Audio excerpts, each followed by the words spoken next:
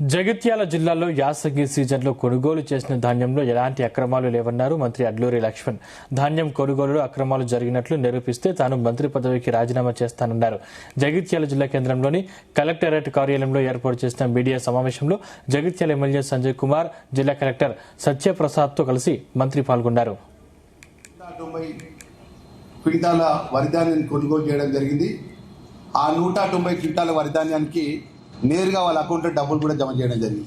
ప్రభుత్వం ద్వారా వరిధాన్యం రాష్ట్ర ప్రభుత్వం కొనుగోలు చేసిన దానికి మాజీ మంత్రి పనిచేసినటువంటి ఇప్పుడు పింక్ కలర్ గులాబీ కండవ కప్పుకొని బీఆర్ఎస్ పార్టీ నాయకుడిగా చెప్తున్నటువంటి జీవన్ రెడ్డి గారికి ఇది మరి యథార్థమా కాదా ఒకసారి చెప్పండి. ఆ స్థాయిలో ఉన్న వ్యక్తి ఇసుక గురించి ఇసుకకు మాకేమైనా సంబంధం అండి? ఈ విధంగా తప్పుడు మాటలు మాట్లాడడం మానుకుంటే బాగుంటుంది. ప్రజలు అన్ని గమనిస్తున్న వాస్తవాలు, ప్రజలకు అన్ని విషయాలు కూడా వారి ముందు మేము పెట్టినాం. ఇప్పుడు కొప్పలి విషయంలో జీవన్ రెడ్డి దానికి ఒకటే మాట మాట్లాడుతున్నాం. నేను ఈరోజు కూడా కొప్పలి విషయం గారు జీవన్ రెడ్డి గారు అంటున్నారు. ప్రజాస్వామ్యంతో ప్రజలు ఎన్నుకోబడ్డప్పుడు ప్రజాప్రతినిధిగా ఉన్నప్పుడు వాస్తవాలు మాట్లాడాలి.